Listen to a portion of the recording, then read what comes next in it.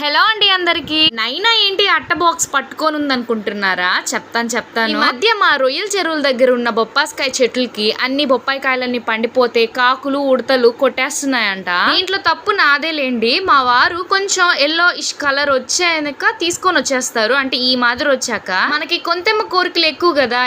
ఏమండి full yellow colour వచ్చాకే కోసుకొని రండి అన్నాను. మా వారు అప్పటికి చెప్తూనే ఉన్నారు. అంత ఎల్లో కలర్ లోకి వస్తే కాకులు ఉడతలు ఊరుకోవు, కొట్టేస్తాయి అంటే కాపలా కాసైనా సరే నాకు ఎల్లో కలర్ లో వచ్చినాయే తీసుకోరండి అని చెప్పాను. అలాగే ఉంచేసాడంట. అవేమో ఫుల్ కొట్టేసాయి 4-5 కాయల్ని. ఇంకా ఎందుకులే అని కొంచెం ఎల్లోగా మారిన కాయనైతే తీసుకొని వచ్చారు. పోయినసారి కూడా ఇలాగ ఒక పెద్ద కాయ అయితే తెచ్చారు మా వారు బొప్పాయి కాయని. కానీ అది పండలేదు అని బయటే పెట్టేశాము. అదేంట్రా అంటే మొదల దగ్గర కుళ్ళిపోయింది. కాయ మొత్తం పండిపోయింది కానీ మొదల దగ్గర కుళ్ళిపోయింది.